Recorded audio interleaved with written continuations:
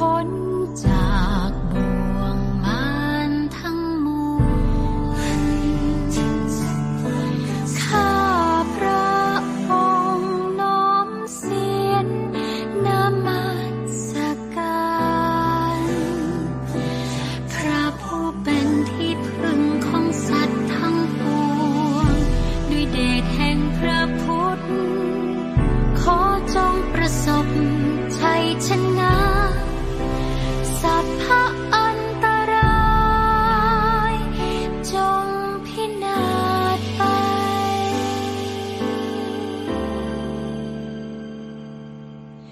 พระธรรมใดเป็นดุจธงชัยของพระองค์นั้นแสดงทางบริสุทธิ์บอกหนทางให้คนได้เดินตามนำพาความสุขให้ผู้ที่ทรงพระธรรมไว้ทำความสงบคุ้มครองผู้มีธรรมในหัวใจพระธรรมอันเข้าไปทำลายโมหะที่อยู่ข้างใน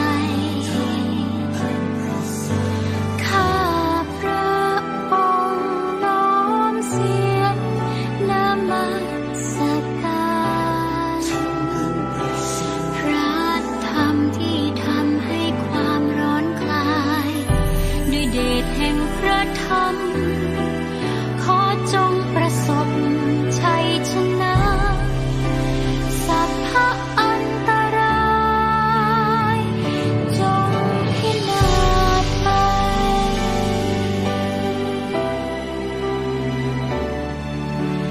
สาวกใดเป็นดุจกองทัพธรรมดำเนินตามรอยบาทของพระศาสดายังกล้าแกร่งผจญบาปอุปกิเลสบนโลกนี้เมื่อพบทางสงบก็บอกสอนให้คนได้เข้าใจมุ่งทำตามพระธรรมที่พระองค์ตรัสก่อนบอกสอนใคร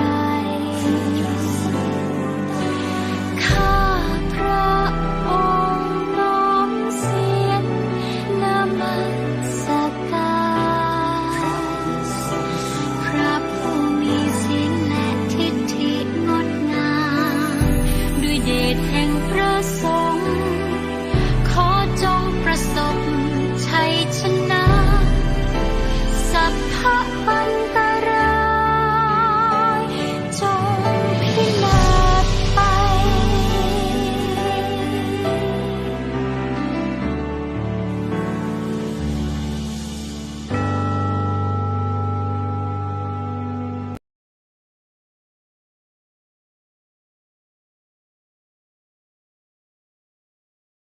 Solitude, however we need it, wherever, whenever, and as much as we want.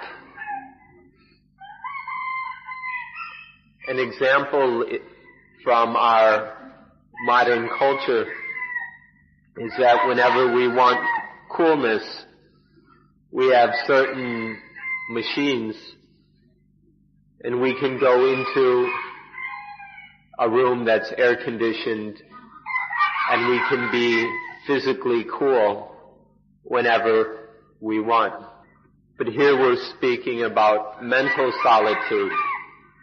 And so walking into a air-conditioned room won't be able to help us. Instead, we must use a method that is specifically appropriate for this, which is what we'll consider now. And this is the instrument that we call anapanasati, or mindfulness with breathing in and out, which you have been studying and experimenting with over at the center across the highway. If you've when you are successful in practicing mindfulness with breathing, then you can have solitude whenever you want it, wherever, and to the degree that you require it. You should remember that an air-conditioned room, although it may be used often just for our own pleasure and comfort, has other purposes.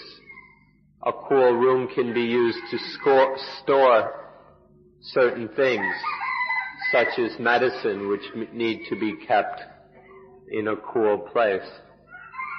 So it has other benefits than the one we may primarily use it for.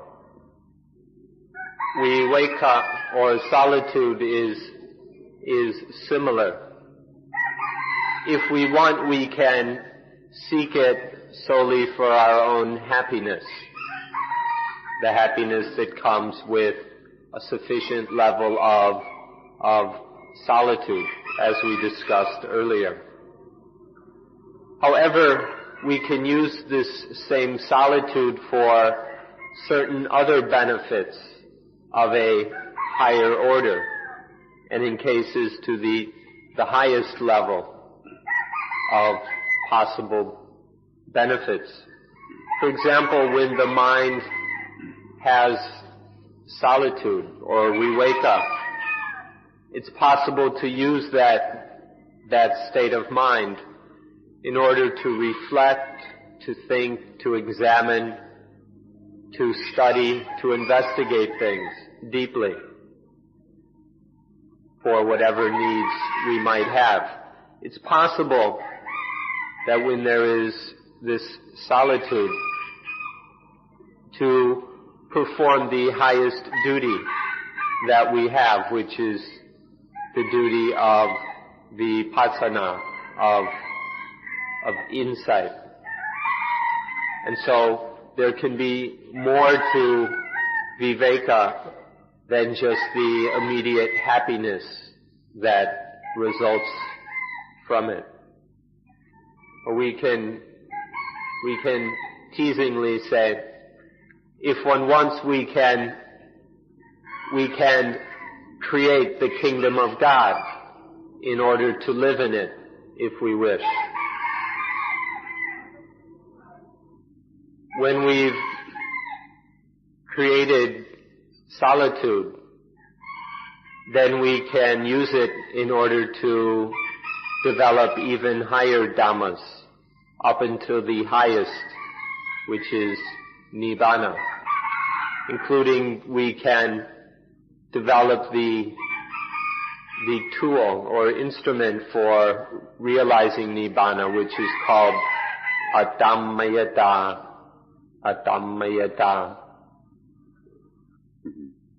We'd like to request of you a very special favor, and that is that you take interest in this Pali word, adammayata, rather than requiring us to translate it into English. However familiar you are with the word Buddhism, we would like you to be equally or even more familiar with the word adammayata. This word adammayata is quite special, or even a little bit strange. It can mean the instrument or tool for realizing nibbana, or it can mean nibbana itself, or it can mean the happiness that arises from the realization of nibbana. We're going to examine these three different aspects of adammayata. The thing we're calling solitude won't have reached its utmost or fullest development unless there is Adammayata. Adammayata is the only way to take solitude to its perfection. Adammayata is the state of mind that is imperturbable, the state of mind where nothing can change it or disturb it. This mind that is beyond being shaken or moved is what we mean by Adammayata. When the mind is totally imperturbable, where nothing can bother it or cook it up or affect it, that is the perfection of viveka or solitude. If you study this word Adammayata in the Pali, then and come to know it, then you can translate it in the way you feel best into your own language. In English we might translate it as spiritual equilibrium or unconditionability or imperturbability or something like this, unconcoctability. But if you understand Adammayata first, then you can find the translation that suits you.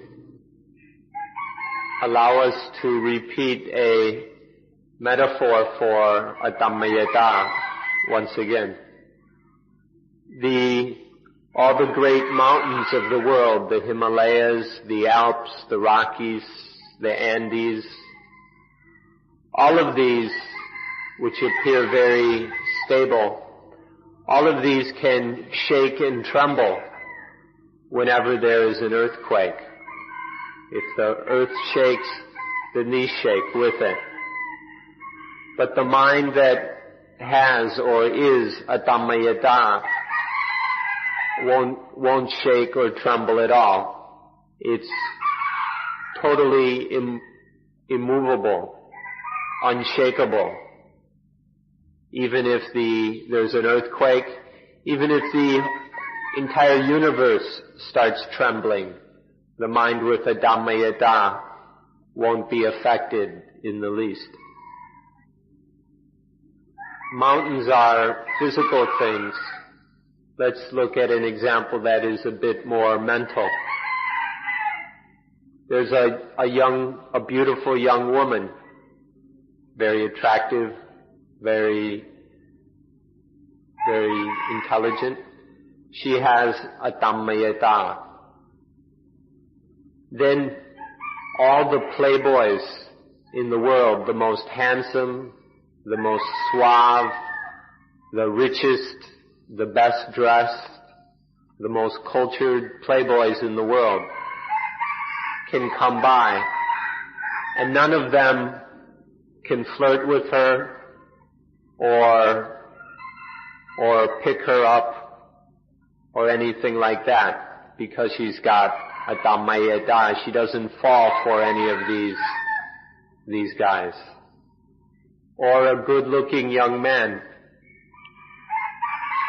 who has Adammayata. All the beauty queens, all the fashion models, all these painted up and dressed up women can come by, and none of them can turn his head or hook his nose and lead him off into falling in love, if he's got Adammayata.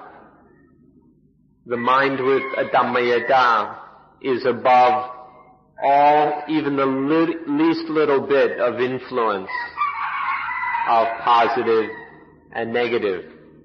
And so there's nothing that can make it fall into love or hatred. The mind that is above all power of positive and negative is supreme solitude.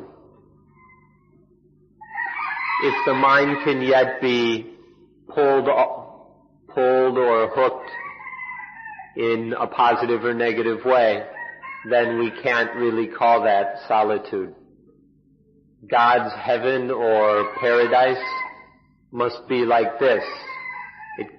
It can't be just some place of sensual pleasures and delights where one gets all one's desires satisfied. That kind of heaven won't lead to anything lasting or real. When you can hold to or follow this meaning of atammayata, then you will follow solitude to its perfection.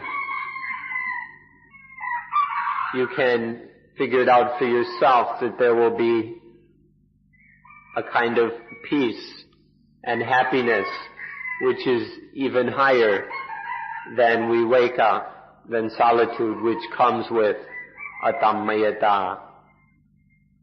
Now that we've spoken enough about the goal, we can speak about the way or method of realizing that goal.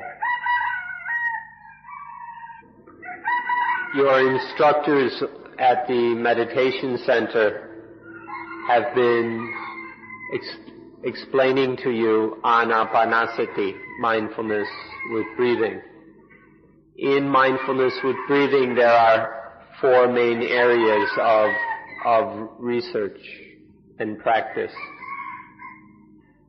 In mindfulness with breathing, there are four basic phases or stages.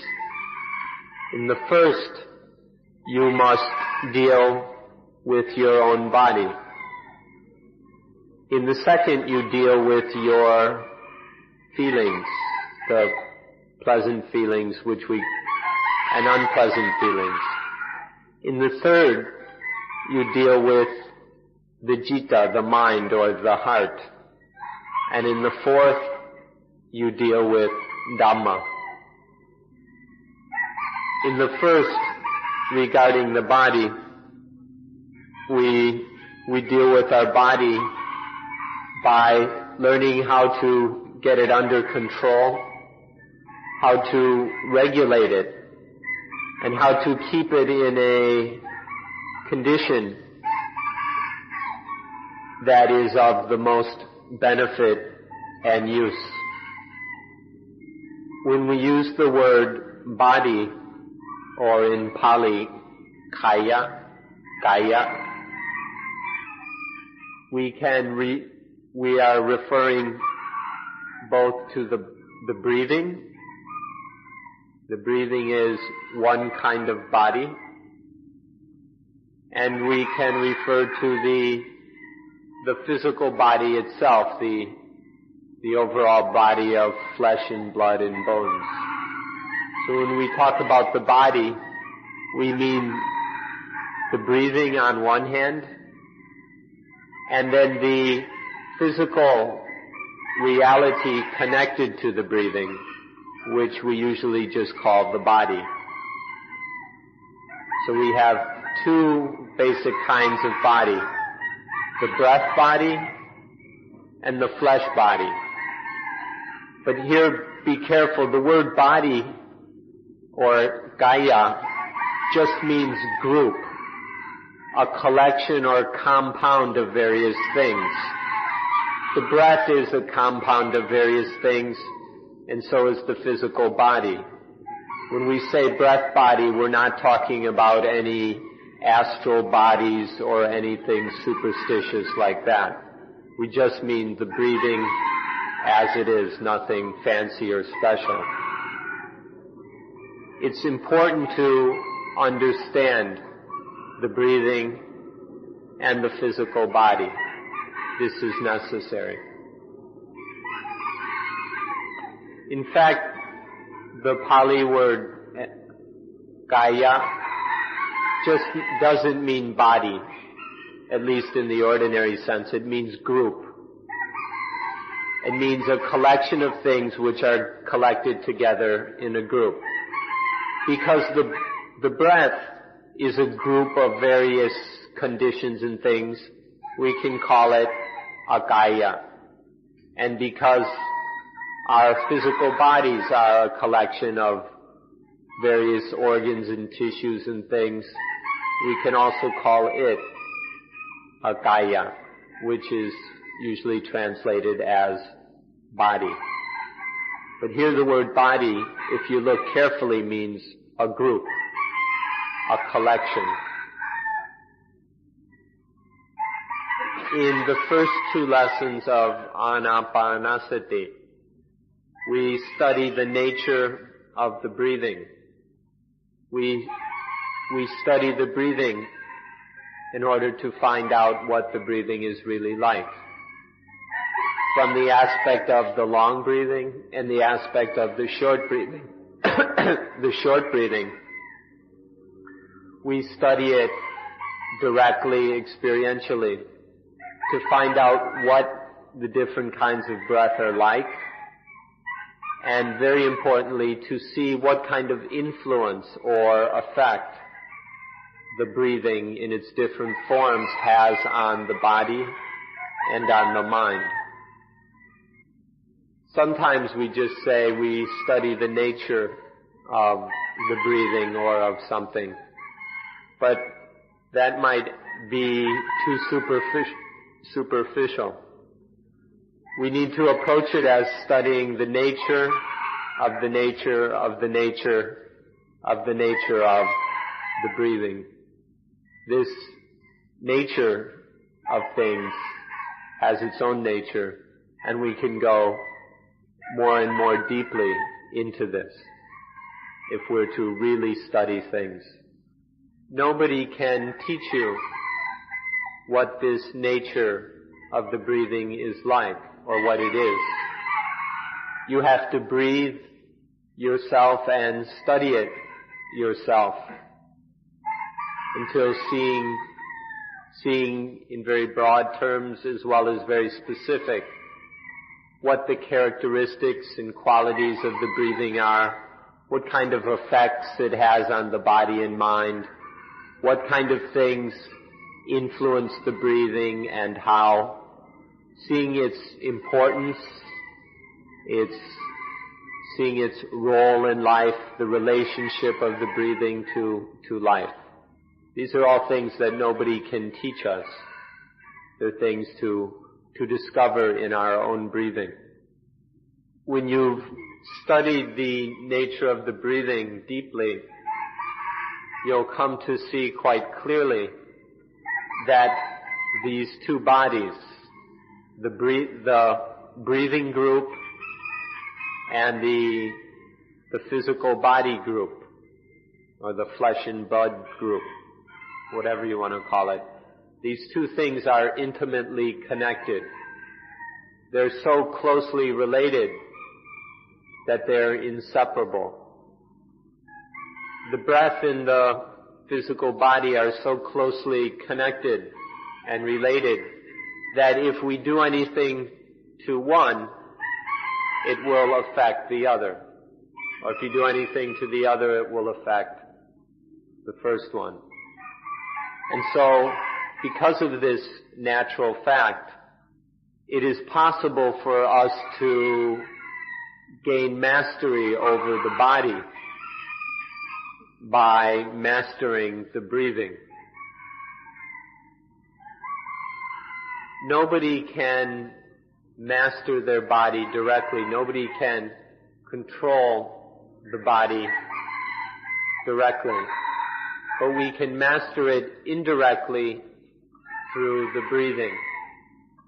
If the breathing is coarse, then the body will be in a coarse condition. When the breathing is subtle, then the body is in a subtle condition. If the breathing is distracted, disturbed, then the state of the body is distracted and disturbed, restless. If the breathing is calm, the body will be calm. You can find this out for yourself. You don't have to believe us at all.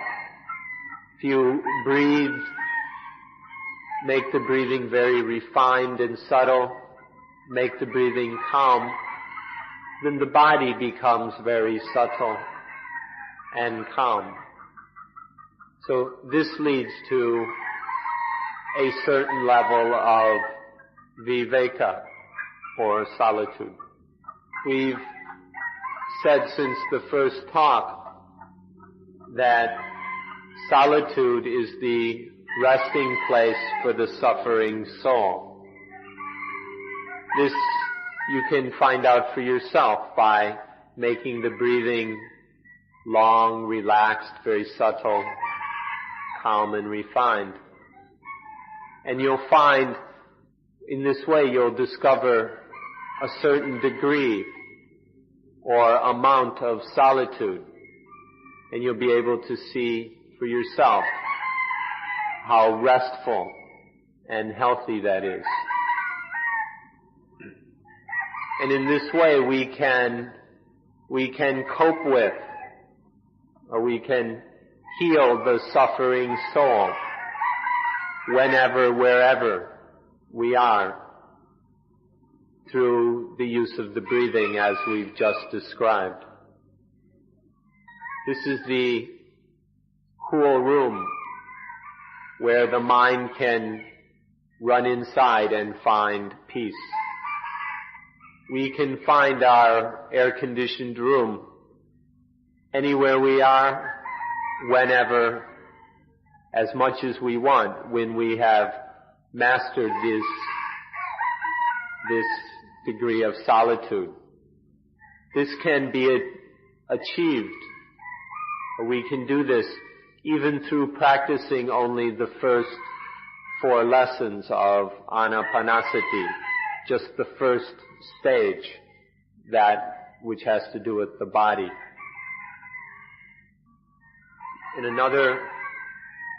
From another angle, we can say that in this way we have almighty breathing. We have a super powerful kind of breathing, where the breathing is so powerful that it can get rid of any kind of heat in the mind. Through the breathing, we can cool the mind immediately, whenever and wherever we need to do so. This is a benefit that comes just from practicing the first phase of mindfulness with breathing. On the other hand, if you ever want to suffer, if you ever want to be miserable, you can bring on misery and suffering immediately by breathing in a really coarse and crude and low and messed up way. Just go and breathe improperly, and it'll make you feel miserable. So you can suffer whenever you want, or you can feel happy and at peace whenever you want by mastering the breathing. Now we come to the second tetrad, or group of 4 lessons, which has to do with the Vedana, the feelings. You'll have to see for yourself what the role of these Vedana are in life, to see how they affect us, how much power they have over us. All of us are in love with the pleasant feelings, with feeling good. And all of us hate unpleasant feelings, feeling not so good. All of us are spending lots of effort and time and money searching for pleasant feelings. Many of us are searching all over the world, looking for these pleasant feelings. We spend lots of money, we spend lots of hours thinking and planning and purchasing in order to get what we hope will bring us these pleasant feelings. There's not a single life in this world that isn't under the power of these feelings. We're all trying desperately to get positive feelings and doing our best to avoid and run away from the negative feelings. This gives us a hint of how powerful these things are. If we look at it from a positive view, we can see that we go to school, we study, we learn, and then we work in our various jobs for the sake of getting these pleasant feelings. Or we travel for the sake of pleasant feelings. Why is it that all these white people are coming to Koh Samui, if not just to try and find some more pleasant feelings? This is to look at it from the positive side. On the opposite side, the negative, why is it that people commit suicide? People are killing themselves all over this world because of these feelings. Or why do husbands and wives separate and divorce? It's always connected to these feelings. So the power of these feelings have their negative aspect as well. The capitalists want pleasant feelings. The workers also want pleasant feelings. And so because they're each trying to get these feelings that they want, they argue, they fight, and all kinds of struggles and conflicts arise because of these feelings, over these feelings. Vedana leads to danha, or this ignorant desire, what we call ignorant or foolish or even stupid desire. This Vedana leads to this desire that keeps all animals running around and around and around the world, whether humans or other animals. All these desires that keeps us running around all over the place. All of this comes from the Vedana.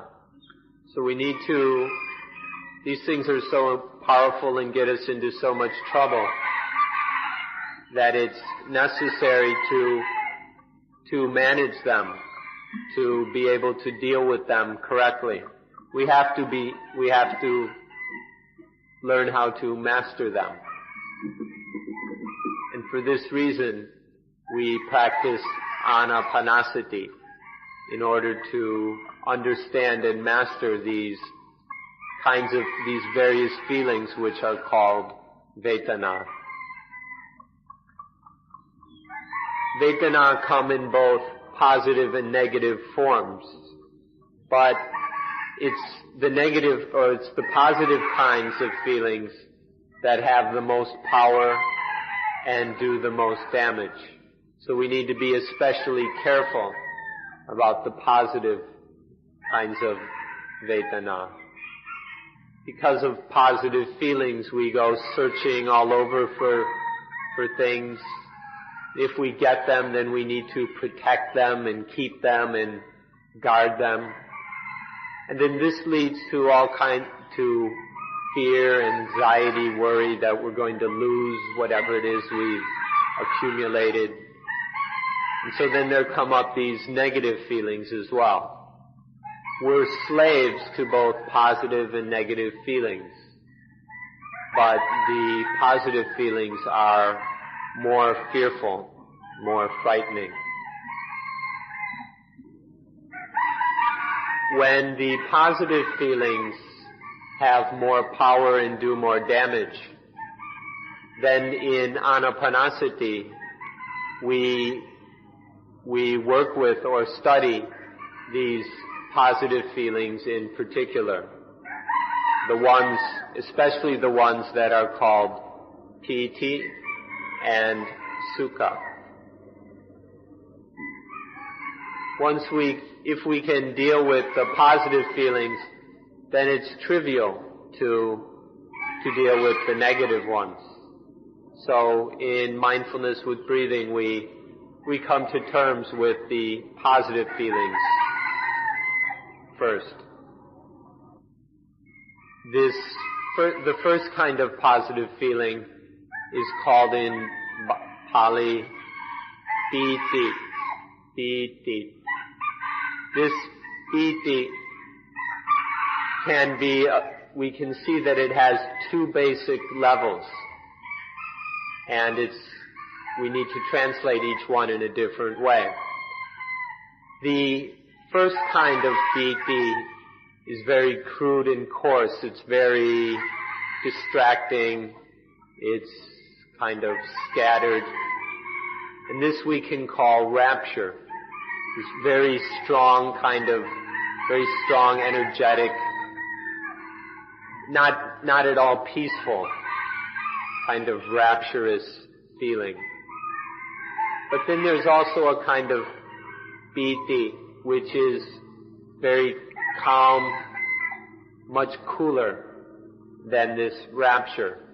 When all that excitement and busyness calms down, then there's a kind of piti, which we can call contentment, which would be like the contentment that comes with true solitude. One kind of piti is very hot and is very busy, makes a mess of things. And the other kind of piti is cool and leads to feeling of peace and well-being. One kind of piti is so exciting and stimulating that it even makes our bodies dance, kind of. It bubbles and makes our bodies bounce. And it can even make us go crazy if we're not careful. And then the other kind of piti is calm and cool and supports a state of normality. Nonetheless, we must control both of them so they don't inspire or stimulate us. If we let these things get control over the mind, they'll create problems. So we must control both of them. The other kind of feeling we need to study is called sukha, which can be translated happiness, joy, sometimes bliss. Though for many people that gets a little too exciting. Maybe just a simple happiness. When piti is calmed and cooled, when it becomes very, very calm, and all the stimulating, exciting part is calmed away, then we come to what we call sukha, when it's a joy that has nothing disturbing or exciting about it. In fact, if this piti that is calmed, that is controlled and calmed to the point of being genuine solitude, this then we can just call sukha or happiness. These pleasant feelings are very difficult to control. They can be quite powerful, and they're so attractive that the mind has tremendous difficulty getting them under control. Once they can be controlled, the negative feelings are no difficulty at all. So then we must practice in order to bring these pleasant feelings under control, so that neither piti or sukha has any ability to disturb the mind, to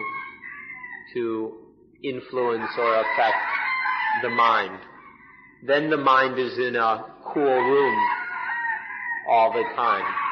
The mind can remain cool no matter what, once these feelings are under control. If we're unable to control these vedana, then vedana leads to tanha, desire.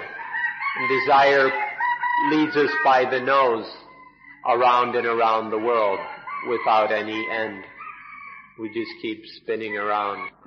When we complete the second phase of practice, then the feelings are under control and we have a higher level of solitude. In the third phase, or tetrad, of our study and practice, we come to the citta.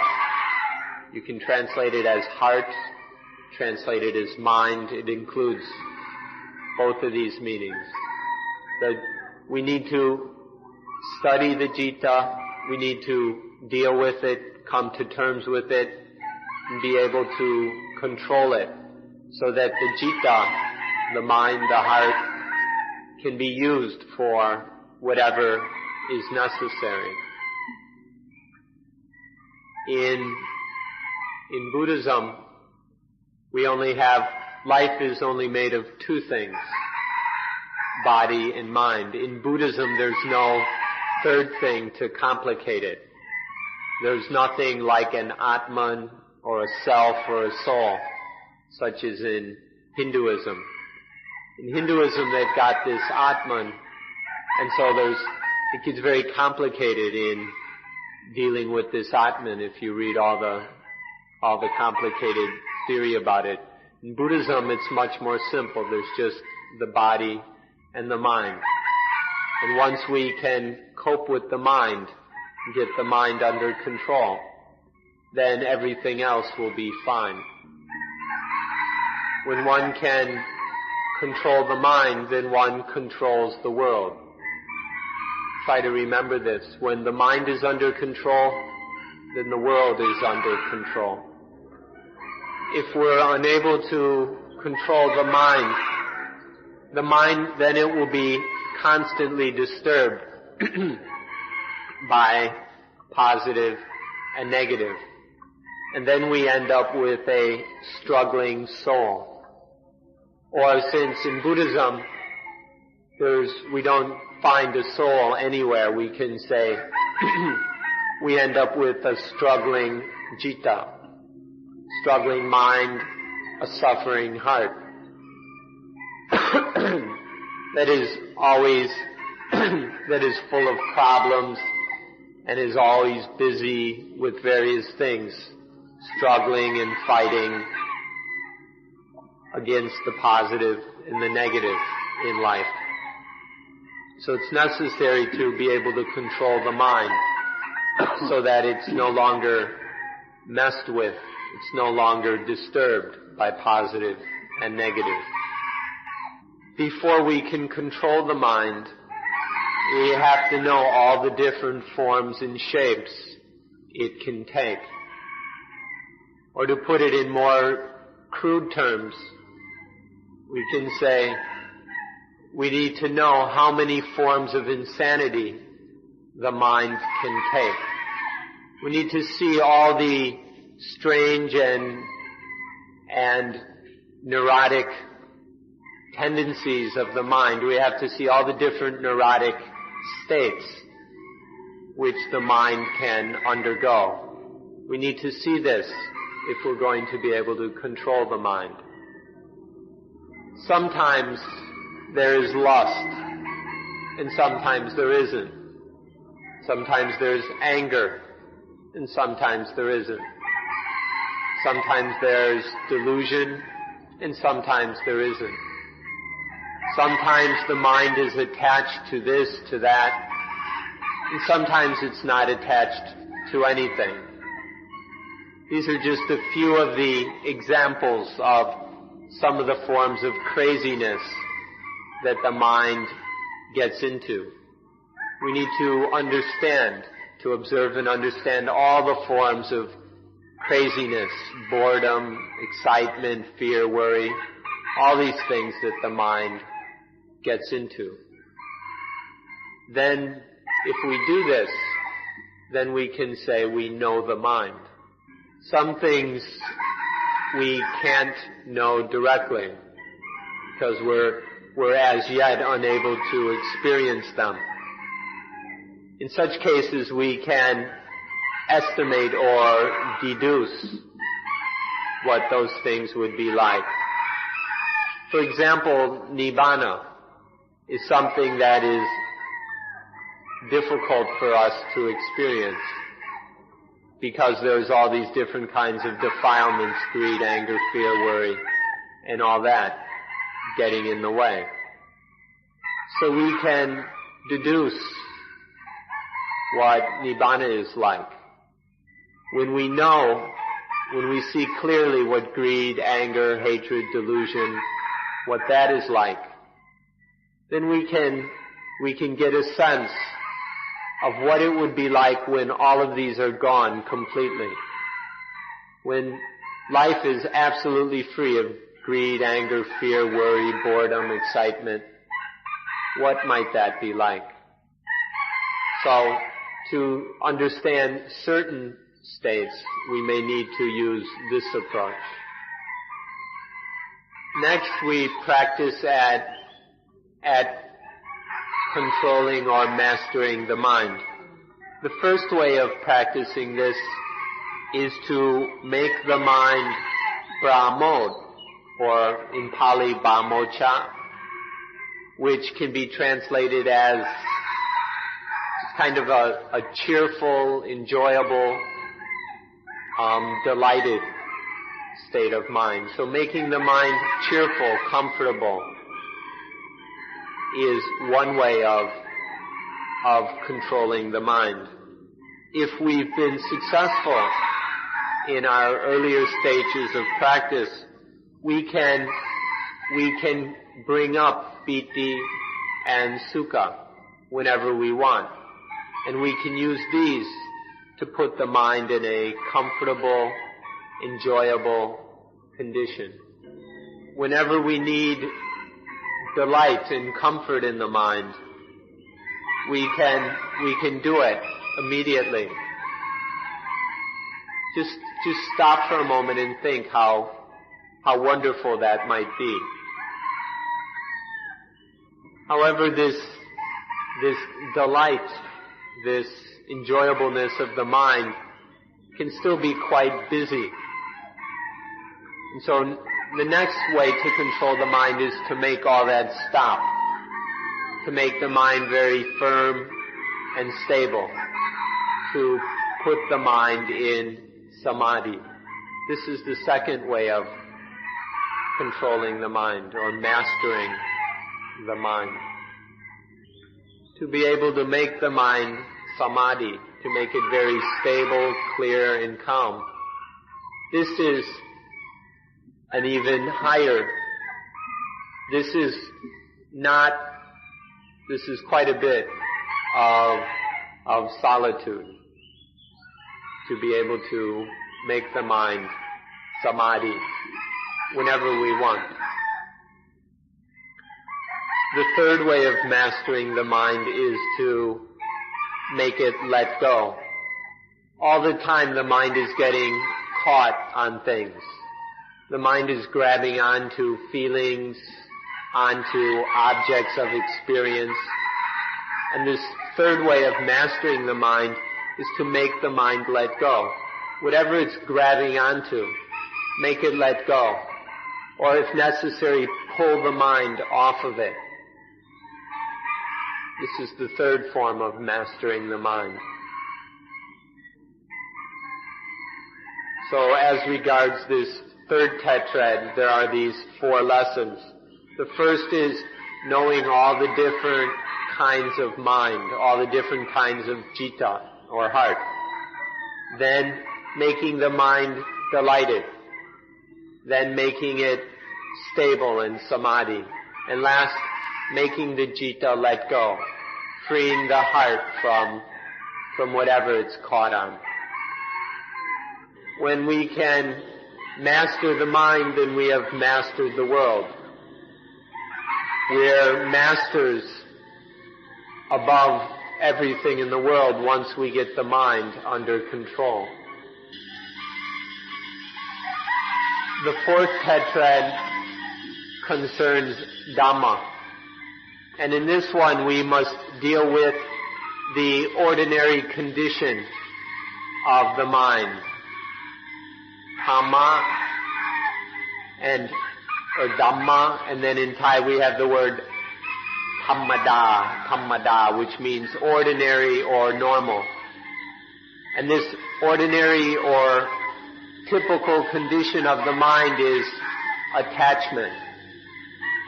This is our major possession. Our wealth in life is this clinging to things. In this last aspect of practicing mindfulness with breathing, we must get control over this ordinary condition of the mind, this attachment, which is so habitual with us. The other day, we mentioned the four kinds of attachment. Sensual attachment to sensuality, to sensual pleasures, and to sex. Attachment to views, opinions, theories. Attachment to superstitions. And attachment to ego, to I and mine. It's kind of funny and kind of sad that this is our basic possession in life. This is what we are carrying around with us all our lives. Our wealth of the ordinary human being. Our wealth is made up of these different kinds of attachment. If we want to conserve our words a bit, we can just talk about two kinds of attachment. Attachment to positive and attachment to negative. Attachment is like carrying things. Attachment is like picking up things and carrying them around, and they become very heavy. So, attaching to anything is to turn it into a burden. The kind of attachment which is heaviest and most burdensome of all is attachment to ego. All the feelings and experiences through the eyes, ears, nose, tongue, body, and mind, all of these are collected together in ego. This ego attachment is the heaviest, the worst kind of attachment. Creates the most harm and suffering. Sometimes we call it life. We attach to life. And when we attach to life, then it bites its owner. If we cling to life, then it turns around and bites us.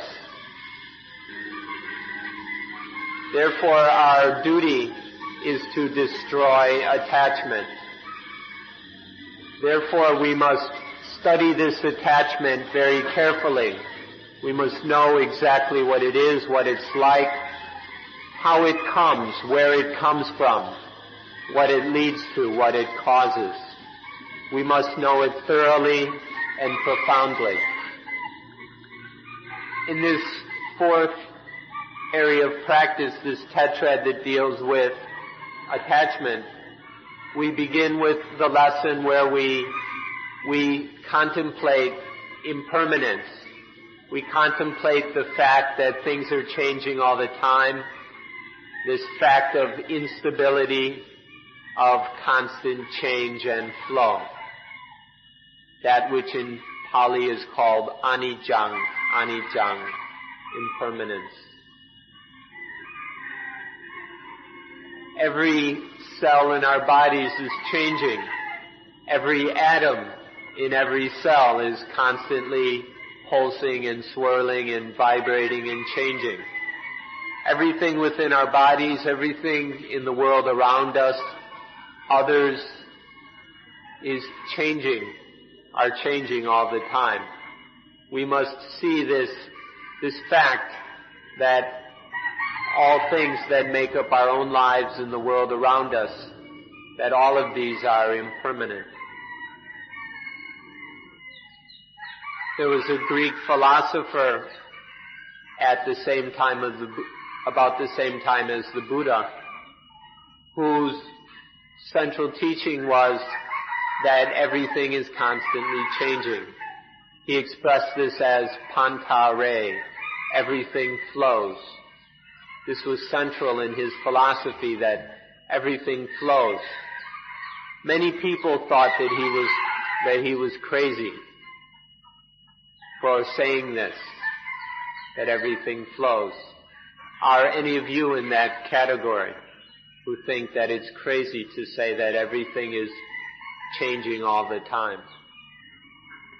There's one discourse in the Pali text where the Buddha speaks of a Arata Sasada.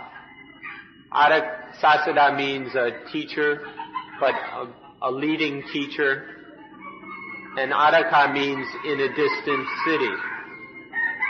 The Buddha said there was an important teacher in a distant city who taught impermanence, as the Buddha did. We must be very careful not to join the group of people who think that Heraclitus is crazy. By this we mean that that we should be very careful that we don't end up not believing in impermanence. In fact, many of us, maybe without realizing it or without examining it, believe in permanence. We believe in all these permanent things that we can have, keep, own. And so in fact, we often fall into the group who think that Heraclitus is crazy for saying that everything flows. So therefore, the first lesson in this last tetrad is to observe very carefully the fact of impermanence in all worldly things, in all things that make up this universe. There is this fact of impermanence, and there are no exceptions. If we truly see the fact of impermanence, then we'll know for ourselves that we're really stupid to go and attach to anything that's constantly flowing and changing. It's ridiculous to try and grab onto and hold on to something that's changing from moment to moment. This we will realize for ourselves when we really see this fundamental fact of impermanence. The second lesson here is to then observe the impermanence of the things we're still attached to. Whatever we're still clinging to, take a good look at it until we see that it's constantly flowing, always changing. And then that attachment will start to dissolve and fade away. This making attachment fade away and observing the fading away, the dissolving of attachment, is the second lesson here. This second lesson is to observe, to deeply experience this fading away of attachment. See the impermanence of these things we're still clinging to, and then observe, experience as that attachment dissolves, breaks up, and fades away. This fading away is called viraka. experiencing it within ourselves, not thinking about it, but experiencing it as the mind actually is letting go of things. This is the second lesson. The third lesson is no big surprise. You can figure this out for yourself, that if attachment fades away, eventually nothing's left. And this is what the third lesson is about. As attachment fades away, it's eventually quenched. It's quenched, the attachment is gone, and there's just coolness. This is called Nirodha. This is what the third lesson is about. Now, attachment ends. It ends totally. There's no attachment left in life. There's not even any attachment towards ego. This total ending, quenching, cooling of attachment is called Nirodha, where it's fully cooled down. This we call Nirodha. Nirodha. The fourth lesson is to throw it all away. Everything we've ever attached to, and everything else to boot, just throw it all away. Just toss it away. This is called patinitsaka, throwing away. When we can throw it all away, our bodies, our minds, our feelings, everything, just toss it away. Then there's no more heat. There's nothing disturbing or tormenting the mind. This is when viveka is perfect. When everything is tossed away, then there's perfect solitude. There's nothing that can disturb the mind. The mind is totally at peace, totally free, totally cool. This is the perfection. This is what is meant by nibbana. Or here we call it throwing away. Experiencing this throwing away is the 16th lesson. So, let me go ahead and take the liberty of calling Anapanasati a machine for creating solitude. Anapanasati is a mechanism for making viveka. Let's develop this kind of industry. Let's develop an industry where we build these machines that make solitude. The kind of industry, the physical, material kind of industry we've got in the world now is just destroying the world. So let's develop this kind of industry that will lead to lasting peace, that will lead to real peace for the world, instead of destroying it. If you take a good look at it, you'll be quite happy with this machine for making solitude. And we hope that you will be very successful in building this machine and allowing it to make a lot of spiritual solitude for you. 10 days isn't enough to finish building your machine. It'll probably take a little longer than just these 10 days. So we request that you continue practicing until you succeed and are totally successful.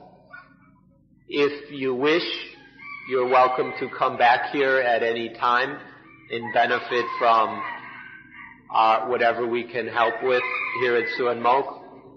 But what we request most of all is that you don't stop. Whatever you do, don't stop this important duty of building this machine, which will create not only solitude, but peace for both us and for the world. Finally, may we offer you the highest thanks for your ability to patiently sit and listen. Thank you and congratulations. So that's all for today.